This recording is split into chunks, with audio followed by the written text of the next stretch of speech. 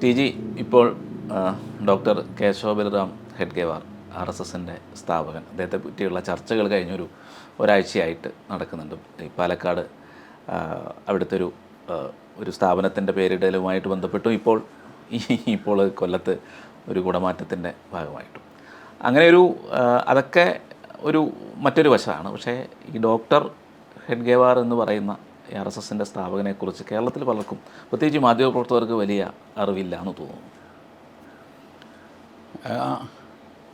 RSS ഒരു ഭീകര സംഘടന, പോപ്പുലർ ഫ്രണ്ടിൻ്റെ കൗണ്ടർ പാർട്ട് അങ്ങനെ ആയിട്ടാണ് കേരളത്തിലെ മാധ്യമങ്ങൾ പ്രചരിപ്പിക്കുന്നത്. അതിൽ കൂടുതൽ അവർ അന്വേഷിക്കാൻ പോയിട്ടില്ല. കാരണം അവർക്ക് ആ ദ്വന്ദ്വം കിട്ടി. അങ്ങനെ ഒരു ദ്വന്ദ്വം ഉണ്ടാക്കുന്നതിൽ RSSകാരുടെ സംഭാവനയുണ്ട്. ഇപ്പോൾ ഹെഡ്ഗേവാറിൻ്റെ പേരിട്ട് ഒരു ബിൽഡിംഗ് പാലക്കാട് മുനിസിപ്പാലിറ്റി ഒരു സ്ഥാപനമാണ്, ഇൻസ്റ്റിറ്റ്യൂഷനാണ്. അതിന് പേരിട്ട് കഴിഞ്ഞപ്പോൾ കുറേ അധികം സ്വയം സേവകരുടെ ഫേസ്ബുക്ക് പോസ്റ്റിൽ ഇതിലൊക്കെ ആർഗ്യുമെൻസായിട്ട് ഞാൻ കണ്ടു. വാരിയംകുന്നന് മലപ്പുറത്ത് സ്മാരകമാകാമെങ്കിൽ ഡോക്ടർ ജിക്ക് പാലക്കാട്ടും ആവാം. ഇത് പെർഫെക്റ്റ്ലി മറ്റവരുടെ മാധ്യമങ്ങളുടെ മനസ്സിൽ കയറുന്ന ഒരു ഇക്വേഷനാണ്. അതായത് ഒരു ഹിന്ദു വാരിയംകുന്നനാണ് ഡോക്ടർ ജി എന്നാണല്ലോ പറയുന്നതിൻ്റെ അർത്ഥം. എത്ര വികലമായ ഒരു നിരീക്ഷണമാണെന്ന് നോക്കും. ആർഗ്യുമെൻ്റ് ജയിക്കാൻ വേണ്ടിയിട്ട്. അങ്ങനെ ആർഗ്യൂ ചെയ്യുന്നവരുടെ ഒന്നും സിൻസിയറിറ്റിയെ ഞാൻ ചോദ്യം ചെയ്യില്ല. അവർ സിൻസിയറാണ്. ബട്ട് ഒരു തർക്കം ജയിക്കുന്ന ആവേശത്തിൽ അവർ കമ്പാരിസൺ നടത്തുമ്പോൾ അറിയാതെ ഇതെടുത്ത് കമ്പയർ ചെയ്യുന്നു.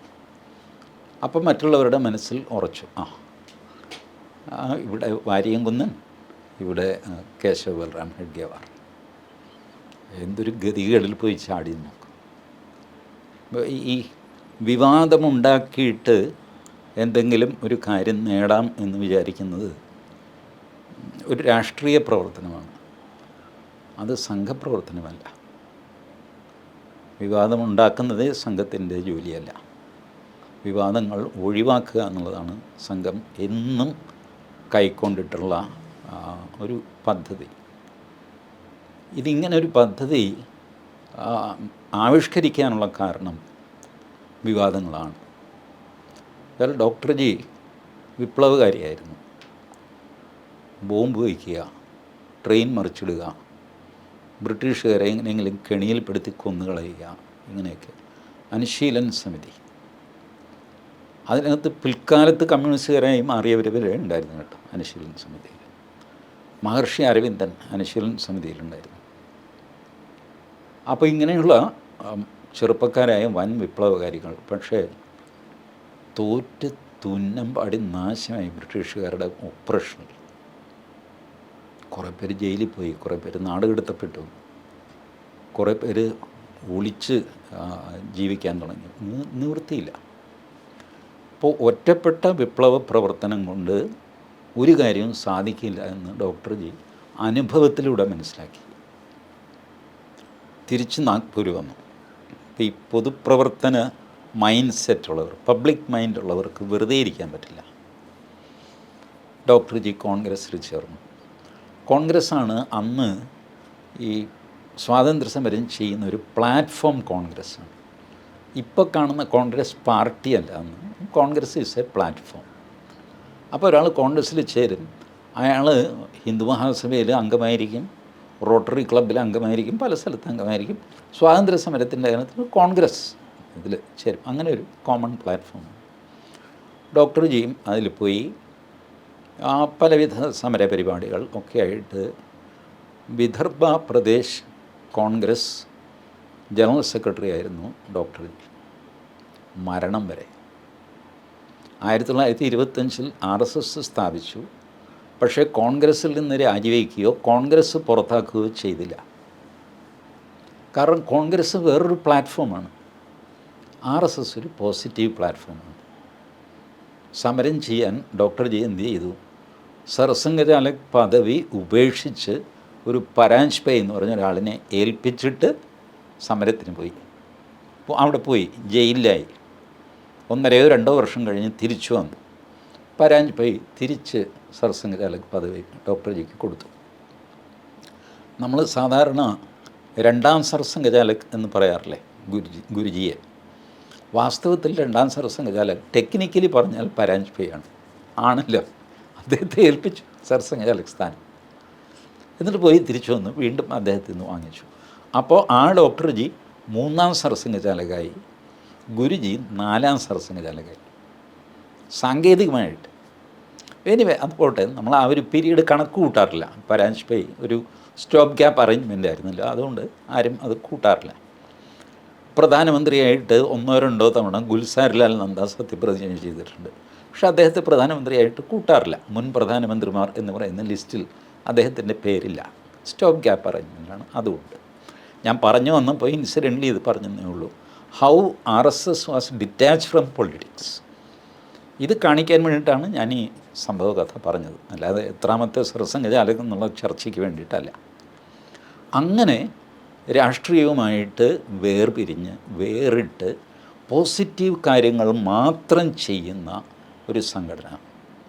സിമ്പിളായിട്ട് പറഞ്ഞാൽ സ്വാതന്ത്ര്യം കിട്ടാൻ വേണ്ടിയിട്ട് പൊരുതുന്ന ഒരു സംഘടന, സ്വാതന്ത്ര്യം നഷ്ടപ്പെട്ടത് എന്തുകൊണ്ട് എന്ന് നോക്കി ആ പോരായ്മ നികത്താൻ പ്രവർത്തിക്കുന്ന സംഘടന, അത് RSS. ഇത് കോൺഗ്രസ്. അതുകൊണ്ട് കോൺഗ്രസ്സിലും സ്വാതന്ത്ര്യ സമരം ചെയ്യാനും എന്തുകൊണ്ട് സ്വാതന്ത്ര്യം നഷ്ടപ്പെട്ടു എന്നുള്ളത് ചിന്തിച്ച് അതിന് പരിഹാരം ചെയ്യാനും ഈ 2 ജോലികൾ ചെയ്യാനും കേശവ് ബൽറാം ഹെഡ്ഗേവാറിന് സാധിച്ചു.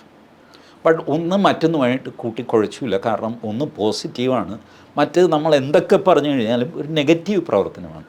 സമരം, അറസ്റ്റ്, ജയില്, അടിപിടി, ബഹളം, കല്ലേറ്, ഇതെല്ലാം നെഗറ്റീവാണ്. നല്ല കാര്യത്തിന് വേണ്ടിയിട്ടാണ്, ബട്ട് പ്രവൃത്തി നെഗറ്റീവാണ്. സംഘത്തിൽ ഈ നെഗറ്റീവ് പ്രവൃത്തികളേ ഇല്ല. കല്ലേറ് പഠിപ്പിക്കുന്നില്ല, ഒന്നുമില്ല. എന്നാൽ നല്ലൊരു ശരീരം ആവശ്യമാണ് മനുഷ്യന്. അതിന് അച്ചടക്കം ആവശ്യമാണ്. അത്യാവശ്യം കായിക പരിശീലനം ആവശ്യമാണ്. RSS തുടങ്ങിയ കാലത്ത് അല്പം ആയുധ പരിശീലനം ഉണ്ടായിരുന്നു. RSSൻ്റെ ഡിസൈൻ അങ്ങനെയാണ്. കാരണം ഒരു സന്നദ്ധ സംഘം രാജ്യത്തിന് വേണ്ടി ആയുധം കയ്യിലെടുക്കാനും മടിയില്ലാത്തവരായിരിക്കണം, കമ്മിറ്റ്മെൻ്റ് ഉള്ളവരായിരിക്കണം. പിന്നീട് ഈ ആയുധങ്ങൾ ഓരോന്നോരോന്നായിട്ട് കുറച്ചു. ഖഡ്ഗ, വേത്രചർമ്മ, യോഗ് ചാപ്പ്, ഇതൊന്നും ഇപ്പോൾ ശാഖയിലില്ല. ഞാനൊക്കെ പോകുമ്പോൾ ഉണ്ടായിരുന്നു. ചുരികയുണ്ടായിരുന്നു, കഠാരി, ഇതൊക്കെ പഠിപ്പിക്കുമായിരുന്നു. പിന്നെ പ്രോഗ്രസീവ്ലി അത് കുറച്ച് കൊണ്ടുവന്നു. നമ്മളുടെ യൂണിഫോം തന്നെ മാറ്റി കൊണ്ടുവന്നു. അങ്ങനെ കാലത്തിൻ്റെ മാറ്റത്തിന് വിധേയമായിട്ടാണ് സംഘം മുന്നോട്ട് വന്നത്. ഒരു കാലത്തും ഈ ഇത് പ്രതിമ വയ്ക്കുക, അല്ലെങ്കിൽ ഫോട്ടോ വയ്ക്കുക, സ്ഥാപനത്തിന് പേരിടുക, ഈ കാര്യം സംഘം ചെയ്തിട്ടില്ല. സംഘത്തിൻ്റെ സ്ഥാപനങ്ങൾക്ക്, കാര്യാലയങ്ങൾക്കൊക്കെ കേശവകൃപ, മാധവകൃപ, മാധവ നിവാസ് എന്നൊക്കെ പേരിടുന്നുള്ളതല്ലാതെ മറ്റൊരു ഇതിൽ അത് ചെയ്യില്ല. കേശവൻ, മാധവൻ എന്ന 2 പേര് ഉപയോഗിക്കും. പക്ഷേ ഹെഡ്ഗേവാർ എന്നോ ഗോൾവൽക്കർ എന്നോ ഉപയോഗിക്കാറില്ല കാര്യാലയങ്ങളിൽ പോലും. ഉണ്ടോ? ഗോൾവൽക്കർ നിവാസ് എന്ന് പറഞ്ഞൊരു കാര്യാലയം കാണാൻ സാധ്യമല്ല. മാധവ നിവാസ് ഉണ്ടാവും. അപ്പോൾ അത് മാധവ നിവാസ് എന്ന് പറയുമ്പോൾ ഒരു വെരി കോമൺ നെയിം. അറിയാവുന്നവർക്കറിയാം ഇത് ഏത് മാധവനെയാണ് ഉദ്ദേശിച്ചിരിക്കുന്നത്. പലപ്പോഴും അറിഞ്ഞില്ലെങ്കിലും ദോഷമൊന്നുമില്ല. Look at our tradition. ഈ ദേവർസിയുടെ കാലം വന്നപ്പോൾ ശാഖയിൽ 2 ഫോട്ടോയെ പാടുള്ളൂ. ഡോക്ടർ ജിയും ഗുരുജിയും, പിന്നെ ഫോട്ടോ വേണ്ട. ഇത് ദേവർസി കൊണ്ടുവന്ന ചിട്ടയാണ്. കാരണം ഇത് ഓരോ സർസംഘചാലകൻ്റെയും ഫോട്ടോ വയ്ക്കാൻ തുടങ്ങുമ്പോൾ ഇപ്പോഴത്തെ അവസ്ഥയിൽ എത്ര സർസംഘചാലകന്മാരുടെ ഫോട്ടോ വയ്ക്കണം? സംഘസ്ഥാനിൽ ഫോട്ടോ വയ്ക്കാനേ സ്ഥലം ഉണ്ടാവുള്ളൂ. സ്വയം സേവർ പുറത്ത് നിൽക്കേണ്ടി വരും. ഇത് മുൻകൂട്ടി കണ്ടിട്ട് ദേവർസി പറഞ്ഞു, സ്റ്റോപ്പ്, ഇവിടെ വെച്ച് നിർത്തിയത്. സ്മാരകം ഇവിടെ വെച്ച് നിർത്ത്. ഡോക്ടറുടെ സ്മാരകം വെച്ചിട്ട് ഗുരുജി നിർത്തിയതാണ്. ഗുരുജിക്ക് സ്പെഷ്യൽ സ്മാരകമില്ല. ഡോക്ടർജിയുടെ താഴെ ഒരു അല്പം ഇത് ചെയ്ത് പിൽക്കാലത്ത് ഉണ്ടാക്കിയത്. ഗുരുജി ആലോചിച്ച് ചെയ്തില്ല സ്മാരകം. ഗുരുജി പറഞ്ഞു ഡോക്ടർജിക്ക് മാത്രം സ്മാരകം, അതിന് ശേഷമുള്ളവർക്ക് സ്മാരകമില്ല. ദേവർഷി പറഞ്ഞു ഡോക്ടർ ജിക്കും ഗുരുജിക്കും ഫോട്ടോ, അത് കഴിഞ്ഞുള്ളവർക്ക് ഫോട്ടോ ഇല്ല, ഫോട്ടോ വയ്ക്കണ്ട. ശകൽ വയ്ക്കാറുമില്ല. ഇപ്പോൾ ഇന്ത്യയിൽ എത്ര സ്ഥലത്ത് BJP ഭരിക്കുന്നു, എത്ര സംസ്ഥാനങ്ങളിൽ കേന്ദ്രമടക്കം എവിടെയെങ്കിലും ഹെഡ്ഗേവാറിൻ്റെ പേരിൽ, ഗോൾവൽക്കറിൻ്റെ പേരിൽ ഇൻസ്റ്റിറ്റ്യൂട്ട്, പാലം, അത് ഇത് കണ്ടിട്ടുണ്ടോ? ഗ്രൗണ്ടിന് പേര്, കെട്ടിടങ്ങൾക്ക് പേര് വേണമെങ്കിലിടാം. 10-30 വർഷമായിട്ട് BJP ഭരിച്ചുകൊണ്ടിരിക്കുന്ന സംസ്ഥാനങ്ങളുണ്ട്. അങ്ങനെ നോക്കിക്കഴിയുമ്പോൾ മഹാരാഷ്ട്രയിലോ ആരോ ഏതോ ഒരു ലൈബ്രറിക്കോ സംതിങ് പേരിട്ടിട്ടുണ്ട്, ഇത്രയേ ഉള്ളൂ. അതൊരു സംഘസ്വഭാവമല്ല. ഇനി അഥവാ ഇടണമെങ്കിൽ തന്നെ അതിൻ്റെ പേരിൽ ഒരു വഴക്കുണ്ടാവാനും പാടില്ല. പൂരത്തിന് കുടമാറ്റം, ഇത് തൃശ്ശൂരാണ് ആദ്യം തുടങ്ങിയത്. സാവർക്കറുടെ ആ ഫോട്ടോ വെച്ചു, സുഭാഷ് ചന്ദ്രബോസിൻ്റെ വെച്ചു, മഹാത്മാഗാന്ധിയുടെ വെച്ചു. എന്തിന്? ഒരു ക്ഷേത്രത്തിൽ ഈ പറഞ്ഞ ഒരു സോഷ്യോ പൊളിറ്റിക്കൽ ഫിഗേഴ്സാണ് ഇവരെല്ലാം. നമ്മൾ എത്രയൊക്കെ ഇല്ല എന്ന് പറഞ്ഞു കഴിഞ്ഞാലും ധാരാളം എതിർപ്പ് ഉള്ളവരും ഉണ്ടായിരുന്നവരും ഒക്കെയാണ് ഈ നേതാക്കൾ. മഹാത്മാഗാന്ധിയുടെ നയങ്ങളെ ചൊല്ലി എതിർപ്പുള്ളവരുണ്ട്, സാവർക്കറുടെ നയങ്ങൾ തെറ്റായിരുന്നു എന്ന് വിശ്വസിക്കുന്നവരുണ്ട്, സുഭാഷ് ചന്ദ്രബോസിനെ വിമർശിക്കുന്നവരും അനുകൂലിക്കുന്നവരുമുണ്ട്, ഭാഗികമായിട്ട് അംഗീകരിക്കുകയും ഭാഗികമായിട്ട് തള്ളിക്കളയുന്നവരും ഒക്കെയുണ്ട്. അങ്ങനെയുള്ള ഫിഗേഴ്സിന് അമ്പലത്തിലെന്താ കാര്യം? നിങ്ങൾ ദശാവതാരം കാണിക്കുന്നു, ഡിസ്പ്യൂട്ടില്ലല്ലോ, ആർക്കും വിരോധമില്ല. രാമൻ, കൃഷ്ണൻ, ശിവൻ, ഗണപതി, മുരുകൻ, നിങ്ങളുടെ അത്രയും റിച്ചായിട്ടുള്ളൊരു ദൈവസമ്പത്ത് വേറെ ആർക്കുമില്ല. എത്ര ദൈവം, എത്ര കുടമാറ്റം വേണമെങ്കിലും. തൃശ്ശൂർ പൂരം 365 ദിവസവും നടക്കുകയാണെങ്കിൽ 365 ദിവസവും മാറി മാറി പുതിയ ദൈവങ്ങളെ കാണിക്കാവുന്ന അത്രയും ദൈവങ്ങൾ സ്റ്റോക്കിലുള്ള ആൾക്കാരാണ് നമ്മൾ. പിന്നെ എന്തിന് ഈ കാര്യം ചെയ്യണം? അത് ചെയ്യാൻ പാടില്ല. ക്ഷേത്ര ഉത്സവങ്ങളിൽ ഇങ്ങനത്തെ ആളുകളെ കൊണ്ടുവരാൻ പാടില്ല. അങ്ങനെ അല്ല. അത് ഞാനിപ്പോൾ പറയട്ടെ, ഭാരതത്തിൽ ഡോമിനൻ്റ് ആയിട്ടുള്ള ആശയം ഏതാണിപ്പോൾ? ഹിന്ദുത്വമല്ലേ? ആണ്. ഹിന്ദുത്വത്തോടാണ് ഏറ്റവും അധികം ആൾക്കാർ പോരടിക്കുന്നത്. കേരളത്തിൽ BJPക്ക് ആകെ ഒരു സീറ്റല്ലേ ഉള്ളൂ ലോക്സഭ, മതി. എല്ലാവരും എതിർക്കുന്നത് ആരെയാണ്? LDFൻ്റെയും UDFൻ്റെയും മുഖ്യ ശത്രു ആരാ? BJP ആണ്. ഇൻഫാക്റ്റ് ഹിന്ദുത്വമാണ്. എന്തുകൊണ്ടാണ് അവർ ഹിന്ദുത്വത്തെ ഇത്രയധികം ഭയക്കുന്നത്? ഹിന്ദുത്വം വളർന്നു വരുന്നു, അതിലവർക്ക് വേവലാതി വരുന്നു. ഇത് വളർന്നത് ഡോക്ടർ ജിയുടെ ഫോട്ടോ വീട് തോറും വയ്ക്കുകയും ഡോക്ടർ ജിയുടെ സ്മാരകങ്ങൾ നാണതിനെ പണിയുകയും വെയിറ്റിംഗ് ഷെഡിന് പേരിടുകയും ചെയ്തുകൊണ്ടാണോ ഈ അവസ്ഥ ഉണ്ടായത്? അല്ല, ഇൻസ്റ്റിറ്റ്യൂഷൻസ് കൊണ്ടല്ല. അപ്പോൾ അത് ഈ പെറ്റി ഫൈറ്റിനായിട്ട് നമ്മൾ ഡോക്ടർ ജിയുടെ ഒന്നും ഫോട്ടോ ഉപയോഗിക്കാൻ പാടില്ല, പെറ്റി ഫൈറ്റിന് പോകാനും പാടില്ല. ഗണഗീതം നിരുപദ്രവകരമാണ്, ഭാരതമാതാവിനെ പുകഴ്ത്തുന്നതാണ്, എന്തൊക്കെ പറഞ്ഞു കഴിഞ്ഞാൽ. പക്ഷേ ഈ ഗണഗീതം ഉത്സവത്തിൻ്റെ ഭാഗമായിട്ട് നിങ്ങൾ ചൊല്ലുമ്പോൾ, നിങ്ങൾ ചൊല്ലുന്നത് നിങ്ങളുടെ സംതൃപ്തിക്ക് വേണ്ടിയിട്ടോ നല്ലൊരു ഗണഗീതമാണെന്ന് വിചാരിച്ചിട്ടോ ഒന്നുമല്ല, വേറെ ആരെയോ പ്രകോപിപ്പിക്കാൻ വേണ്ടിയിട്ടാണ്, ഇല്ലേ? കണ്ടോടാ എന്ന് കാണിക്കാൻ വേണ്ടിയിട്ടാണ്. അങ്ങനെ ചെയ്യാമോ? അത് ചെയ്യുന്നത് ഒരിക്കലും RSSൻ്റെ സ്വഭാവമല്ല. തിരുവനന്തപുരത്ത് കോട്ടയ്ക്കകം ഡോക്ടർ ഹെഡ്ഗേവാർ റോഡുണ്ട്. അവിടെ ആ പേര് ആരിട്ടു, എങ്ങനെ ഇട്ടു? അതെന്താ കോർപ്പറേഷൻ്റെയൊക്കെ ഏർപ്പാടാണല്ലോ റോഡിന് പേരിടുക, അതിൽ ഇട്ടു. അന്ന് പരമേശ്വരജി കൈ കിട്ടിയ എന്നെ വഴക്ക് പറഞ്ഞു, എന്ന് തുടങ്ങി നിങ്ങൾക്ക് ഈ സ്വഭാവം റോഡിന് പേരിടും. എന്നിട്ട് ആ റോഡ് തല്ലിപ്പൊളിഞ്ഞ് കിടക്കും. എല്ലാവരും പറയും, ഓ ആ ഹെഡ്ഗേവാർ റോഡിൽ കാല് കുത്താൻ വയ്യപ്പം. ചുരുക്കി പറഞ്ഞ് ഹെഡ്ഗേവാർ ഒരു മോശം സിമ്പലായിട്ട് മാറും. ഈ റോഡ് നാശമായതിൻ്റെ ഉത്തരവാദി ഹെഡ്ഗേവാറാണെന്നുള്ള മട്ടിൽ ആൾക്കാർ കുറ്റം പറയും. ഹെഡ്ഗേവാർ റോഡിലൂടെ പോകേണ്ട കേട്ടോ മുഴുവൻ കല്ലും കുഴിയുമായിട്ട് കിടക്കുക എന്ന് പറഞ്ഞിട്ട് ആൾക്കാരത് ഒഴിവാക്കുന്നു. എന്തിനീ പേര് ദോഷം വാങ്ങുന്നു? ഇതാണ് പരമേശ്വരി ചോദിച്ച കാര്യം. അപ്പം പോസിറ്റീവായിട്ട് മാത്രമേ RSS കാര്യങ്ങളിൽ ഇടപെടാൻ പാടുള്ളൂ. 90കളുടെ അവസാനം വിചാരകേന്ദ്രം ഗീതാ ശിബിരം നടത്തി. ഗീതാശിബിരത്തിന് പല സ്ഥലത്ത് ഇതുപോലെ പെർമിഷൻ കിട്ടില്ല. ഹോള്, മുനിസിപ്പാലിറ്റിയുടെ ഹോള്, പഞ്ചായത്തിൻ്റെ ഹോള് പെർമിഷൻ ആദ്യം കൊടുക്കും. ഒരു 2 ദിവസം മുമ്പ് പെർമിഷൻ ക്യാൻസൽ ചെയ്യും. അവർക്ക് ക്യാൻസൽ ചെയ്യാനുള്ള അവകാശമുണ്ട്. അപ്പോൾ സംഘാടകർ കുഴപ്പത്തിലാവും, വഴക്കാവും. ഇത് വരുമെന്ന് മുൻകൂട്ടി കണ്ടുകൊണ്ട് പരമേശ്വർജി ആദ്യമേ പറഞ്ഞു, ഒരു കാരണവശാലും ഇത്തരം വഴക്കിൽ പോകാൻ പാടില്ല. നിവൃത്തിയുണ്ടെങ്കിൽ പ്രൈവറ്റ് ഓഡിറ്റോറിയം, പ്രൈവറ്റ് സ്കൂളിൽ നടത്തുക. അതല്ല മറ്റവരുടെ എടുത്തു, അവർ തന്നു, ബട്ട് ലാസ്റ്റ് മിനിറ്റിൽ ക്യാൻസൽ ചെയ്താൽ അവരുമായിട്ട് വഴക്കിന് പോകരുത്. നിങ്ങൾ യു സെർച്ച് ഫോർ ഓൾട്ടർനേറ്റ്. ഒരു കാരണവശാലും ഗീതാശിബിരം എന്ന് പറഞ്ഞ് വഴക്കുണ്ടാവാൻ പാടില്ല. അതങ്ങനെ തന്നെ ചെയ്തു. 1-2 സ്ഥലത്ത് ഈ പറഞ്ഞ പ്രശ്നങ്ങളും ഉണ്ടായി. നമ്മുടെ കൂട്ടത്തിലുള്ള വക്കീലന്മാർ പറഞ്ഞു, മുനിസിപ്പൽ കോടതിയിൽ പോയിട്ട് ഇഞ്ചക്ഷൻ വാങ്ങിച്ചുകൊണ്ട് വരാം. നോ, അത് ചെയ്യേണ്ട. അവർക്ക് ഇഷ്ടമില്ല, അവർ ക്യാൻസൽ ചെയ്തു. ഇത്രയല്ലേ ഉള്ളൂ. നിങ്ങൾക്ക് കുറച്ച് ബുദ്ധിമുട്ടണം, ഇന്ന് രാത്രിയും നാളെ രാത്രിയും, അത് ബുദ്ധിമുട്ടിക്കോളൂ. പക്ഷേ മുനിസിപ്പും വേണ്ട, മജിസ്ട്രേറ്റും വേണ്ട, പോലീസും വേണ്ട. ഇതായിരുന്നു പരമേശ്വരുടെ ആ ലൈൻ. അതുകൊണ്ട് അത് വളരെ സക്സസ്ഫുള്ളായിട്ട് കേരളത്തിൽ നടന്നുപോയി. ഈ കേരളത്തിൽ പലർക്കും ഉണ്ടല്ലോ, നമ്മളറിയാതെ നമ്മളുടെ ശത്രുവിൻ്റെ സ്വഭാവം നമ്മളെ കയറി പിടിക്കും.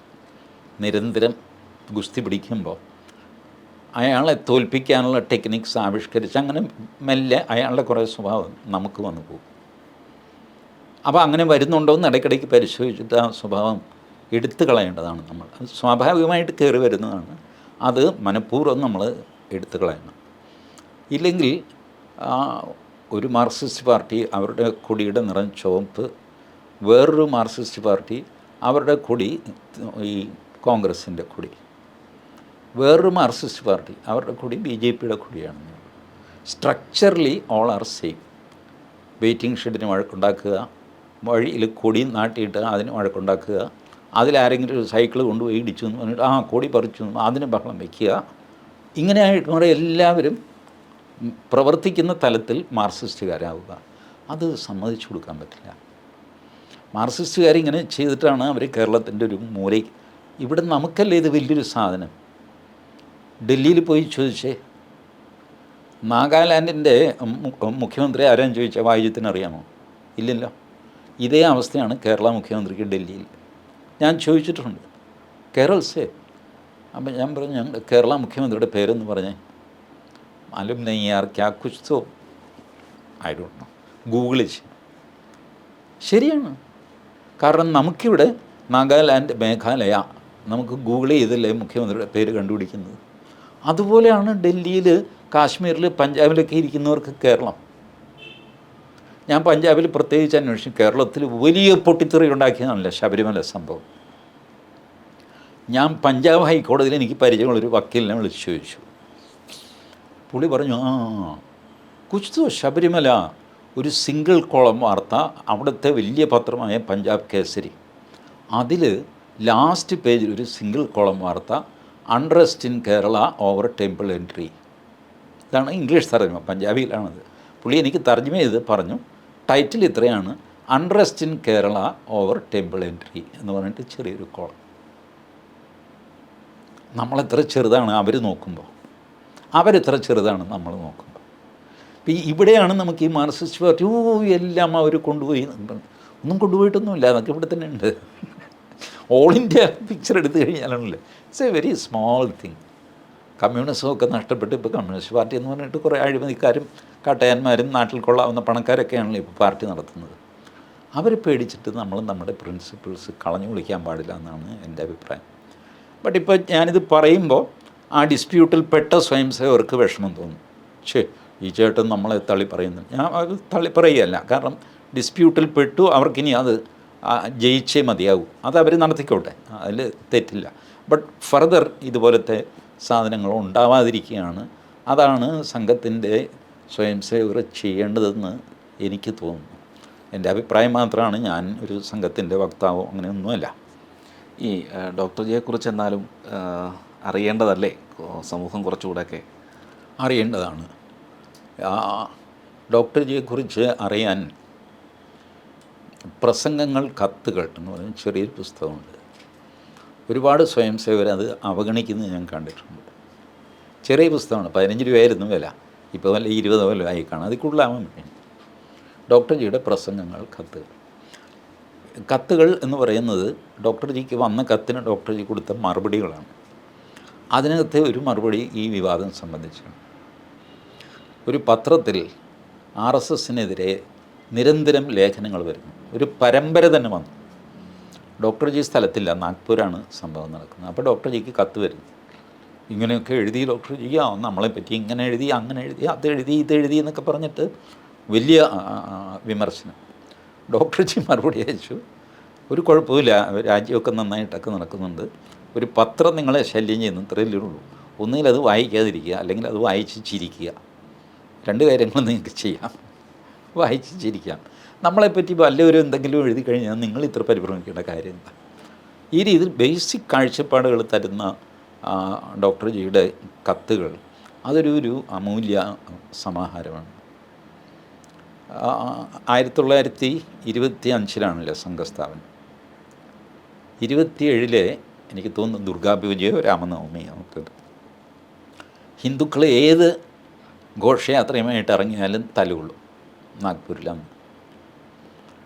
സംഘം 25 സ്ഥാപിച്ച 1927 രാമനവമി അല്ലെങ്കിൽ ദുർഗാപൂജ ഏതോ ഫങ്ഷൻ സെപ്റ്റംബറിലായിരുന്നു. അതുകൊണ്ട് 1927 സെപ്റ്റംബർ 3, 13 ഇങ്ങനെ 2 ഡേറ്റ് എൻ്റെ മനസ്സിൽ, 3-നോ 13-നോ ആണ്. അന്ന് ഇതുപോലെ ഘോഷയാത്രയ്ക്കെതിരെ ആക്രമണം, വീട് കയറിത്തല്ല മുസ്ലിങ്ങൾ. ആദ്യത്തെ ഹിന്ദു വീട്ടിൽ കയറിയപ്പോൾ തന്നെ തിരിച്ചടി കിട്ടി. വലിയ ഷോക്കായിരുന്നു മുസ്ലിങ്ങൾക്ക്, അസാമാന്യമായ തിരിച്ചടി. പിന്നെ അങ്ങോട്ട് സകല വീട്ടിൽ നിന്നും ആൾക്കാരിറങ്ങി, വീട്ടിൽ കയറാൻ പറ്റാതെ, ഈ തെരുവിൽ നിൽക്കാൻ പറ്റാതെ അടിച്ചോടിച്ചു. 1927 രാമനവമി ഘോഷയാത്രയുടെ മുമ്പിൽ കേശവ ബൽറാം ഹെഡ്ഗേവാർ 7 അടി പൊക്കത്തിൽ നടന്നുപോയി. ഒരൊറ്റ കല്ല് വീണില്ല ആ ജാഥയിൽ, ഒരു കല്ലേറും ഉണ്ടായില്ല, ചിമുങ്ങിയില്ല. That was doctor Keshava Balram Hedgewar. ഒരാൾ പ്രസംഗിക്കുന്നു, ഹോൾ പ്രസംഗമാണ്. അപ്പോൾ ആവേശം കൂടിയിട്ട് ഇദ്ദേഹം ഭാരതത്തെ പറ്റിയാണ് പ്രസംഗിക്കുന്നത്, നല്ല കാര്യങ്ങളൊക്കെയാണ് പ്രസംഗിക്കുന്നത്. പക്ഷേ ഒരു കാര്യത്തിൽ മാത്രം പുള്ളിക്ക് വിയോജിപ്പുണ്ട്, ഭാരതം ഹിന്ദു രാഷ്ട്രമാണ്. അത് അംഗീകരിക്കാൻ പറ്റില്ല. അദ്ദേഹം ഈ പ്രസംഗപീഠത്തിൽ അടിച്ച് ചോദിച്ചു, ആരാണ് ഭാരതം ഹിന്ദു രാഷ്ട്രമാണെന്ന് പറയുന്നത്? ആരാണ്? ഓർക്കാപ്പുറത്ത് 7 അടി പൊക്കമുള്ള ഒരു മനുഷ്യൻ സദസ്സിൽ എണീറ്റ് നിന്നു, ഞാൻ പറയുന്നു ഇത് ഹിന്ദു രാഷ്ട്രമാണ്. കേശവ ബൽറാം ഹെഡ്ഗേവാർ. പ്രസംഗിക്കുന്ന ആളിന് ഒന്നും പറയാൻ പറ്റില്ല. കാരണം ഈ കറേജ് ഓഫ് കൺവിക്ഷൻ ഉണ്ടല്ലോ. ഹിന്ദു രാഷ്ട്രം സ്വരൂപമെടുത്ത മനുഷ്യൻ എണീറ്റ് നിന്നിട്ട് ഞാൻ പറയുന്നു എന്ന് പറഞ്ഞപ്പോൾ വിറച്ചു പോയി. വേറെ ആരും പറയണ്ട, ഞാൻ പറഞ്ഞാൽ മതി ഇത് ഹിന്ദു രാഷ്ട്രമാണ്. ആർക്കും എതിർക്കാൻ പറ്റില്ല. അങ്ങനെ ഹിന്ദു രാഷ്ട്രം സ്വരൂപമായിട്ട് മാറിയ മനുഷ്യൻ. ഡോക്ടർ ജിയുടെ ഇപ്പോൾ പലരും കൃത്യമായിട്ട് ഷേവ് ചെയ്ത്, മീശയൊക്കെ ട്രിം ചെയ്ത്, പൗഡർ ഇട്ട്, പൊട്ടൊക്കെ തുടിച്ചൊക്കെയുള്ള ഫോട്ടോ, അതൊന്നുമല്ല ഡോക്ടർ ജിയുടെ ഫോട്ടോ. പൂന കാര്യാലയത്തിൽ പോയി കാണണം. മസൂരി കുത്തുമൊക്കെ ആയിട്ട് ഈ നേരെയുള്ള കൊമ്പൻ മീശ, താഴത്തേക്കുമല്ല വളച്ച് മേലേക്കും വെച്ചിട്ടില്ല, നേരെയുള്ള പട്ടാളക്കാരുടെ കൊമ്പൻ മീശയുണ്ടല്ലോ, KPS ഗില്ലിൻ്റെയൊക്കെ മീശ, ആ മീശയും തൊപ്പിയുമൊക്കെ ആയിട്ട് വെയിൽ കൊണ്ട് കരിഞ്ഞ മുഖമാണ്. കറുത്തതല്ല, കരിഞ്ഞതാണ്. കറുത്തത് എന്ന് പറഞ്ഞൊരു നാച്ചുറൽ കറുപ്പ്. ഇത് നാച്ചുറലി ഡോക്ടർ ജി കറുത്തതായിരുന്നു. അതുകൂടാതെ മസൂരിക്കുത്തും ഉണ്ടായിരുന്നു. പ്ലസ് അതിൻ്റെ കൂടെ വെയിൽ കൊണ്ട് കരിയുകയും കൂടി ചെയ്ത മുഖം. നടന്നാണ് മരിച്ചു പോയത് കേട്ടോ. വളരെ നേരത്തെ മരിച്ചു പോയല്ല. എത്രയാണ് നടപ്പന്ന്, വണ്ടിയില്ലല്ലോ. അപ്പോൾ അങ്ങനത്തെ ഒരു അവസ്ഥയിൽ ഞാൻ ആ ഫോട്ടോയിൽ നോക്കി, എനിക്ക് ഈ വിഷ്ണുനാരായണൻ നമ്പൂതിരിയുടെ ഒരു ബ്രഹ്മദത്തൻ എന്ന കവിതയുണ്ട്. കുറ്റിത്താടി വളർന്നുള്ളവൻ, കാറ്റത്ത് മുടിപാറുവൻ, മെയ്യിൽ പൊടി അണിഞ്ഞുള്ളവൻ, കണ്ണിൽ വെട്ടം ചുരത്തുവൻ. ആ വെട്ടം ഡോക്ടർ ജിയുടെ പൂന കാര്യാലയത്തിലുള്ള ഫോട്ടോയിലുണ്ട്. Original photo, no makeup, nothing. അപ്പോൾ അതാണ് ഡോക്ടർ ജി ആരുമായിട്ടും വഴക്കിന് പോയിട്ടില്ല, ഒരു മനുഷ്യനുമായിട്ട്. ഏറ്റവും അധികം ഇങ്ങോട്ട് വഴക്കിട്ടുകൊണ്ടിരുന്ന ആളായിരുന്നു ഡോക്ടർ മൂൺജെ. മൂൺജെ നിരന്തരം RSSനെ വിമർശിക്കും. ഈ കേശവൻ നിങ്ങളെ കൊണ്ടുപോയി കുഴിയിൽ ചാദിക്കുമെന്ന് സ്വയം സേവകരോട് പറയും. ഡോക്ടർ ജി ഒരിക്കൽ ഡോക്ടർ മൂൺജയെ ശാഖയിൽ വിളിച്ചുകൊണ്ട് വന്നു. ഞാനിങ്ങനെ തൻ്റെ ഏർപ്പാടിന് എനിക്കത് വിശ്വാസമില്ല, താൻ വെറുതെ പിള്ളേരെ വഴിതെറ്റിക്കുകയാണ്, ആയിക്കോട്ടെ അതാ പിള്ളേരോടൊന്നും പറഞ്ഞു കൊടുക്കുക, ഞാൻ അവരെ വഴിതെറ്റിക്കുകയാണെന്ന് അവരോട് നേരിട്ട് വന്ന് പറ. അങ്ങനെ ഡോക്ടർ മൂൺജയെ കൊണ്ടുവന്നു. ഡോക്ടർ മൂൺജെ RSSൻ്റെ അർത്ഥശൂന്യതയെപ്പറ്റി സംസാരിച്ചു. RSSൻ്റെ ഉദാത്തമായ ലക്ഷ്യം അത് നല്ലതാണ്, അതിലെനിക്ക് അഭിപ്രായ വ്യത്യാസമില്ല. ബട്ട് ഈ പോകുന്ന പോക്ക് അപകടത്തിലേക്കാണ്, ബുദ്ധിമോശമാണ്, മണ്ടത്തരമാണ്. ഇത് സ്ഥാപിച്ചു. ഡോക്ടർ ജി ഒന്നും പറഞ്ഞില്ല, മറുപടി പറയാനോ അല്ല. അദ്ദേഹത്തിന് സ്വയം സേവകരോട് പറയാനുള്ളത് കേൾപ്പിക്കാനാണ് അദ്ദേഹത്തെ കൊണ്ടുവന്നത്. അതുപോലെ പാക്ക് ചെയ്ത് തിരിച്ചു വിട്ടു. സ്വയം സേവകർ ഡോക്ടർ ജിയെ പറഞ്ഞു, എന്ത് പരിപാടിയാണ്, നമ്മുടെ പ്രസ്ഥാനത്തെ മോശമായിട്ട് പറയാനായിട്ട് അയാളെ വിളിച്ചുകൊണ്ട് വന്ന് ഞങ്ങളെ ഇത് കേൾപ്പിക്കുക. ഡോക്ടർ ജി പറഞ്ഞു, ലുക്ക്, അങ്ങേര് തുടങ്ങിയത് എങ്ങനെയാണ്? RSSൻ്റെ ലക്ഷ്യം ഉദാത്തമാണ്, മഹത്താണ്, അക്കാര്യത്തിൽ അഭിപ്രായ വ്യത്യാസമില്ല. പിന്നെ ഏതിലാണ് അങ്ങേർക്ക് അഭിപ്രായ വ്യത്യാസം? മാർഗത്തിലാണ്. ഇത്രയല്ലേ ഉള്ളൂ. നമ്മൾ സ്വീകരിച്ചിരിക്കുന്ന മാർഗം തെറ്റാണെന്നാണ് പുള്ളി പറയുന്നത്. ലക്ഷ്യം ശരി തന്നെയാണ്, ആ മാർഗം ശരിയെന്ന് നമ്മൾ വിശ്വസിക്കുന്നു, നമ്മൾ ആ മാർഗത്തിൽ പോകുന്നു. അദ്ദേഹത്തിന് വേണമെങ്കിൽ വേറൊരു സംഘടന ഉണ്ടാക്കി ആ മാർഗത്തിൽ പോകാം, അദ്ദേഹം പറയുന്ന മാർഗത്തിൽ അദ്ദേഹം പൊക്കോട്ടെ. നമ്മളെന്തിന് അദ്ദേഹത്തിൻ്റെ വാക്കുകൾ കേട്ട് വിഷമിക്കണം? ബട്ട് ഒരു കാര്യം മനസ്സിലാക്കുക, അദ്ദേഹം നമ്മുടെ ശത്രുവല്ല. നമ്മൾ വഴിതെറ്റി എന്ന് ആത്മാർത്ഥമായിട്ട് വിശ്വസിക്കുന്ന ഒരു മിത്രമാണ് ആ മനുഷ്യൻ. നമ്മുടെ ലക്ഷ്യം ശരിയാണെന്നും പക്ഷേ വഴി തെറ്റാണെന്നും വിശ്വസിക്കുന്ന ഒരു മിത്രമാണ് ആ മനുഷ്യൻ. നിങ്ങൾ എന്തിനാ അദ്ദേഹത്തെ ശത്രുവായിട്ട് കാണുന്നു? ഇതോടെ സ്വയം സേവകർക്ക് കാര്യം മനസ്സിലായി. ഇങ്ങനെ ഈ നമ്മളെ വിമർശിക്കുന്നവരെ കൊണ്ടുവന്ന്, okay come on Tellis what is your problem with RSS. ഇത് ചെയ്യാനുള്ള ആത്മധൈര്യവും ആത്മവിശ്വാസവും ഡോക്ടർ ജിക്കുണ്ടായിരുന്നു. അതിനുശേഷം ഒരുപാട് പേരത് ചെയ്തുകൊണ്ടിരുന്നു. ഇപ്പം അത് ചെയ്യുന്നുണ്ടോ എന്ന് എനിക്കറിയില്ല. ഞാൻ സുദർശൻ ജി സർസംഘചാലകായിരുന്നപ്പോൾ ഒരിക്കൽ യാദൃച്ഛികമായിട്ട് അത് കേൾക്കാനൊന്നും ഇടയാവും, കേൾക്കാൻ സമ്മതിക്കില്ല. ഈ നമുക്ക് പലരും എതിരായിട്ട്, ഇപ്പോൾ അരുൺ ഷൂറി, സ്വപൻ ദാസ് ഗുപ്ത, ഇതുപോലെയൊക്കെ RSSനോട് അനുഭാവമുണ്ട്, പക്ഷേ RSS ആ ചെയ്തത് ശരിയായില്ല, ഈ ചെയ്തത് ശരിയായില്ല എന്ന് വിമർശിക്കുന്നവർ. ഇവരെ വിളിച്ചുകൊണ്ട് വന്നിട്ട് ഹാഫ് ഡേ അവർക്ക് കൊടുക്കും, നിങ്ങൾ വിമർശിച്ചോളൂ. അത് മുഴുവൻ കുറിച്ചെടുക്കും, റെക്കോർഡ് ചെയ്യില്ല. റെക്കോർഡ് ചെയ്യുമ്പോൾ സംസാരിക്കുന്ന ആളിനൊരു എൻ്റെ വാക്കുകൾ അതേപടി ഒപ്പിയെടുക്കുകയാണ്, അപ്പോൾ അത് പ്രശ്നമല്ലേ. റെക്കോർഡ് ചെയ്യില്ല, പകരം കുറിച്ചെടുക്കും. 2-3 പേര് കുറിച്ചെടുക്കും. ചില ക്ലാരിഫിക്കേഷൻ ചോദിക്കും. ഏത് ജോഷിയാണെന്നാണ് പറഞ്ഞ്, പ്രമോദ് ജോഷി. പ്രമോദ് ജോഷി. ഇത് മാത്രമേ ഉള്ളൂ, വേറെ തിരിച്ചൊരു പറച്ചിലുമില്ല. അവിടെ വെച്ചൊരു വാക്ക് തർക്കവുമില്ല. ആ പറഞ്ഞതിൽ വസ്തുതാവിരുദ്ധമാണെന്നോ ഒന്നും പറയില്ല. അവരെ വിളിക്കും, അവരെ കൊണ്ട് സംസാരിപ്പിക്കും, ഭക്ഷണവും കൊടുത്ത് തിരിച്ച് വണ്ടിക്കൂലിയൊക്കെ എവിടെയാണോ പോകേണ്ടത് അവിടെ. This is RSS. We take continuous feedback സമൂഹത്തിൽ നിന്ന്, കണ്ടിന്യൂസ് ആയിട്ട് സ്വയം സേവകരിൽ നിന്ന് ഫീഡ്ബാക്ക് എടുക്കുന്നു. ചിന്തൻ ബൈഠക്ക് നടത്തും, അതിനിശ്ചിതമായിട്ട് അങ്ങോട്ടും ഇങ്ങോട്ടും വിമർശിക്കും. ചിന്തൻ ബൈഠക്കിലൊക്കെ ഇതെല്ലാം ചെയ്യുന്ന ഒരു സംഘടനയാണ്. RSSൻ്റെ വിജയരഹസ്യം എന്താണ് എന്ന് ഹരിയേട്ടനോട് മനോരമക്കാരൻ ചോദിച്ചിരുന്നു. ഹരിയേട്ടനെ പറ്റി അവരൊരു ഫുൾ പേജ് സപ്ലിമെൻ്റ് ചെയ്തിരുന്നു, ഇപ്പോഴല്ല പറയാം, വളരെ വർഷം മുമ്പ്. അപ്പോൾ അതിൽ ഹരിയേട്ടൻ പറഞ്ഞു, RSSൻ്റെ സക്സസ്സിന് കാരണം ട്രാൻസ്പെറൻസിയാണ്, സുതാര്യതയാണ്. RSS ഒന്നും ഒളിച്ചു വയ്ക്കുന്നില്ല. RSS സംഘടനയുടെ വിജയം മാത്രമല്ല പരാജയവും ചർച്ച ചെയ്യും, സ്വയം സേവകരോട് പറയും. അത് തോറ്റുപോയി കേട്ടോ, നമ്മൾ തോറ്റുപോയോ, നമുക്കടുത്ത തവണ നോക്കാം, ഇങ്ങനൊരു വാശിയിൽ വരും. അതല്ല തോൽവി ഇന്നത്തെ എന്ന് പറഞ്ഞാൽ അല്ല, അത് ജയമാണെന്ന് തിരിച്ച് ഇതിനൊന്നും RSS പോകാറില്ല. തോറ്റുപോയിടൂ, ശരി സാരമില്ല. ഞാൻ എൻ്റെ ക്ലാസിക് എക്സാമ്പിൾ ദേവരശ്ശിയുടെ കാലത്താണ്. ഡോക്ടർ ജി ജന്മശതാബ്ദിക്ക് പണം പിരിച്ചത് കാണാതെ പോയി എന്നൊക്കെ പറഞ്ഞിട്ടൊരു വർത്തമാനം. കേരളത്തിൽ ഡോക്ടർ ജി വന്നു കഴിഞ്ഞപ്പോൾ നമ്മുടെ ആലുവയിൽ സദാനന്ദ പിള്ള എന്നറിയപ്പെടുന്ന കൊച്ചണ്ണൻ എന്നാണ് പറയുന്നത്. കൊച്ചണ്ണൻ ഇത് ബൈഠക്കിൽ ചോദിച്ചു, ഇവിടെ ഇങ്ങനെ ഒരു സംസാരം കേൾക്കുന്നുണ്ട് ദേവർഷി, എന്താ സത്യാവസ്ഥ? ദേവർഷി പറഞ്ഞത് സത്യമാണ്, 4 കോടി രൂപ പോയി. 4 കോടി രൂപ ഉത്തർപ്രദേശിലെ ഒരു സഹകരണ ബാങ്ക്, സ്വയം സേവകർ നടത്തുന്നതാണ്, അവിടെയാണ് ഡെപ്പോസിറ്റ് ചെയ്തത്. ആ ബാങ്ക് പൊളിഞ്ഞു. അവർ മനഃപൂർവ്വം ചെയ്തതല്ല, ബാങ്ക് പൊളിഞ്ഞു, കൂടെ നമ്മുടെ പൈസയും കൂടെ പോയി. അപ്പം ഞാൻ മൊറോപ്പാൻ പിങ്ങളെ അവിടെ അയച്ചിട്ടുണ്ട്. മൊറോപ്പാന്ന് പറഞ്ഞു, ഒരു 2 കോടി രൂപയുടെ നമുക്ക് സംഘടിപ്പിച്ചെടുക്കാം, ബാക്കിയുള്ളത് പോയി, കിട്ടാൻ പ്രയാസമാണ് എന്ന് പറഞ്ഞിട്ടുണ്ട്. കൊച്ചണ്ണൻ പാവം കണ്ണൊക്കെ നിറഞ്ഞു പോയി. ഇത്രയും സത്യസന്ധമായിട്ട് ഇത്രയും പേരുടെ മുമ്പിൽ തുറന്ന് പറയുകയാണ് 4 കോടി രൂപ നഷ്ടപ്പെട്ടു.